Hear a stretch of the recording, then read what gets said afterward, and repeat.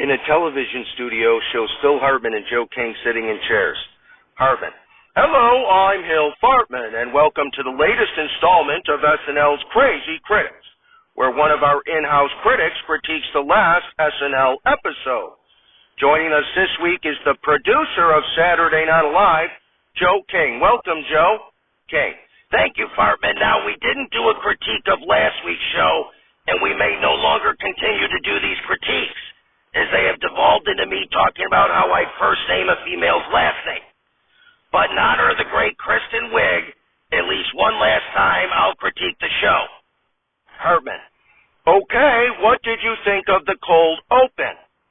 King: It was a nice spoof of college basketball post-game coverage, and it made the point that the women's game is more fun to watch than the men's game this year. Mainly because you can actually fantasize about fucking the players if you watch the women play. Hartman: That's not why it's been more popular. King: Speak for yourself. I Caitlin her Clark in the light or the dark, if you know what I mean. Hartman: What did you think of Kristen Wiig's monologue? King: Well, it was great to see the beautiful, lovely, and talented Kristen Wiig join the Five Timers Club. She's one of the very greatest SNL cast members of all time, and also one of the sexiest. I'd christen her wig so hard that her hair would fall out and she'd actually have to wear a wig. Hartman: Oh, come on.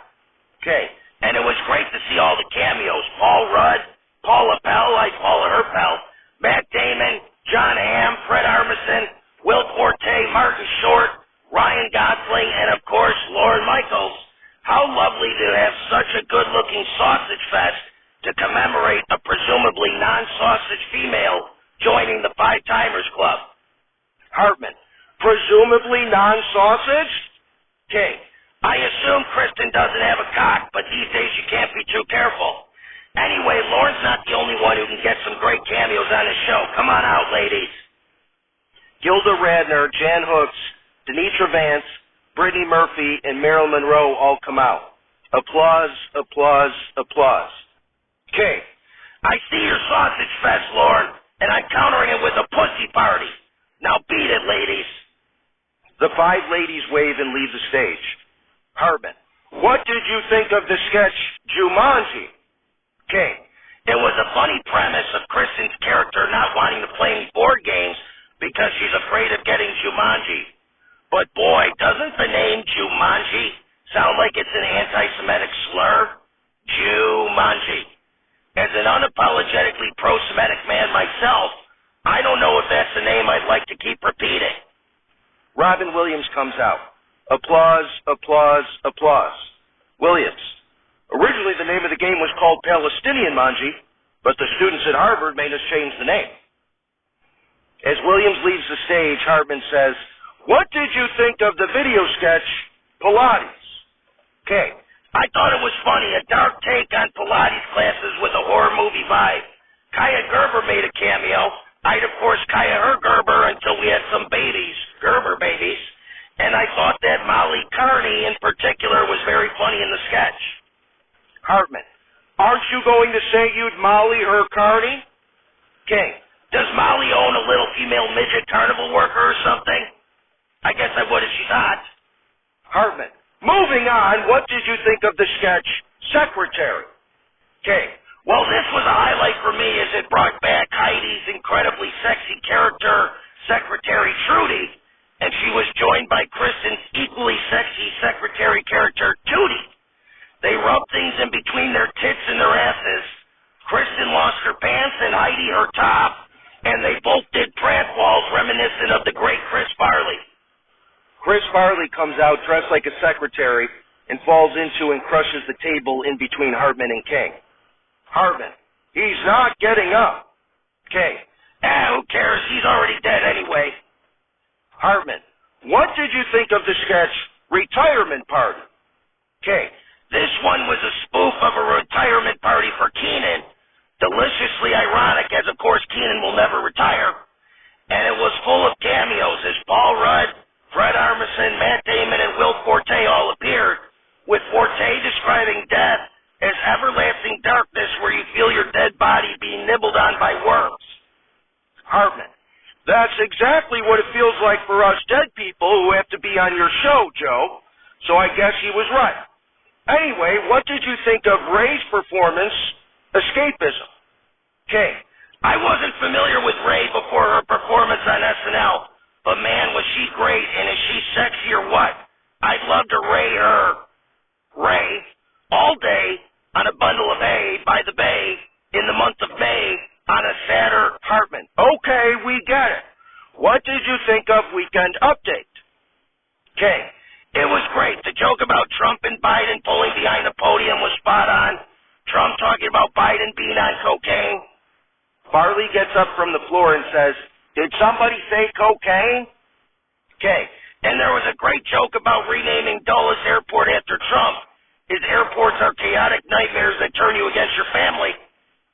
And then, of course, we got a return from one of Kristen's famed characters, Aunt Linda, hilariously referring to Colin as Seth and saying he got some work done, and later as Tina and Amy. And boy, as she went through dissing Barbie, Oppenheimer, and the bear, all I could think of is how I'd love to aunt her Linda with my maid Lucinda. Hartman, with your maid Lucinda. Okay, it's really hard to rhyme with Linda. Hartman, what did you think of the sketch Go-Karts? Okay, it was a funny premise with Andrew as a son and Chloe Trost as a daughter about to go go-karting with their parents, James and Kristen, but the parents keep saying they have something horrible to tell the kids, making the kids wanting to know the bad thing before going go-karting, with the bad thing seemingly the parents getting divorced.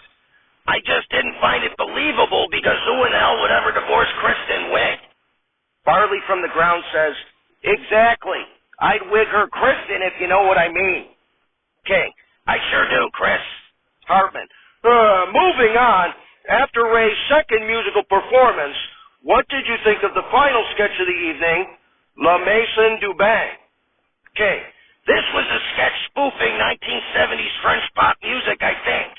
I was distracted the whole time by the gyrating hips of both Kristen and the beautiful, lovely, and talented Chloe Feynman. Farley stands up and starts seductively dancing despite no music. King stands up and starts grinding behind Farley. Farley, "Dead from the earth, we're not alive."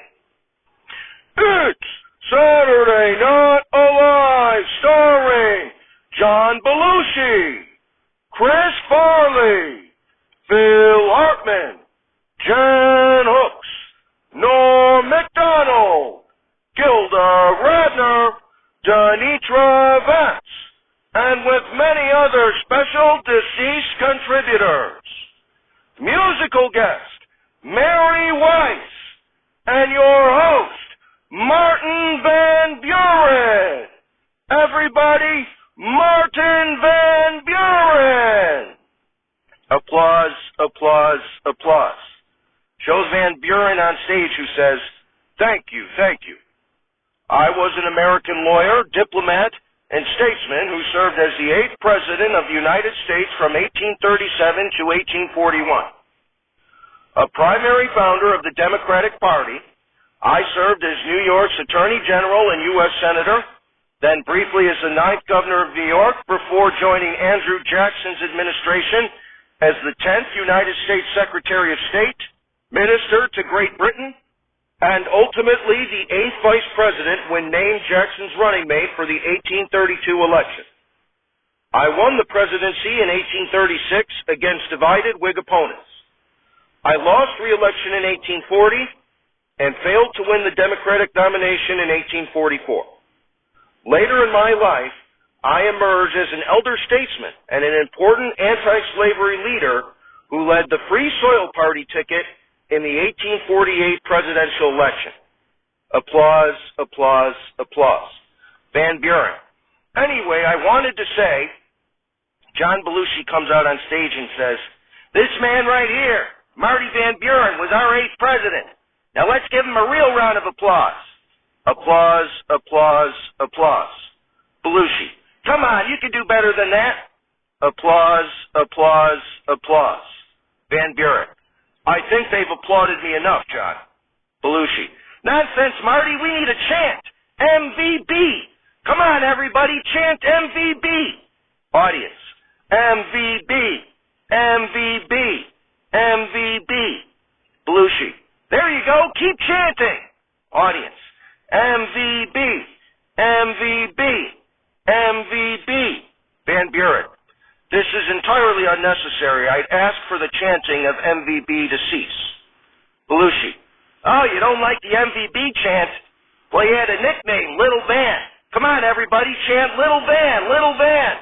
Audience. Little Van, Little Van, Little Van. Van Buren. I'm not entirely sure that I prefer that chant to MVB. Belushi. You heard the man chant MVB. Audience. MVB, MVB, MVB. Van Buren. Why have a chant at all, Mr. Belushi? Belushi. Well, to be honest, Marty, we're having a little trouble coming up with a monologue for you. You had a rather nondescript one-term presidency. Van Buren. Nonsense. I kept the federal government solvent after the Panic of 1837. I fought for the establishment of an independent treasury system to handle government transactions, and I blocked the annexation of Texas because it assuredly would add to slave territory, and it might have brought war with Mexico. Belushi. You heard the man chant for our most valuable brainiac, MVB. Audience. MVB, MVB, MVB. Van Buren. Thank you. You're too kind. In any event, we have a great show tonight. Mary Weiss, lead singer of the Shangri-Las, is here, so get ready for Leader of the Pack. We'll be right back. Audience. MVB, MVB, MVB.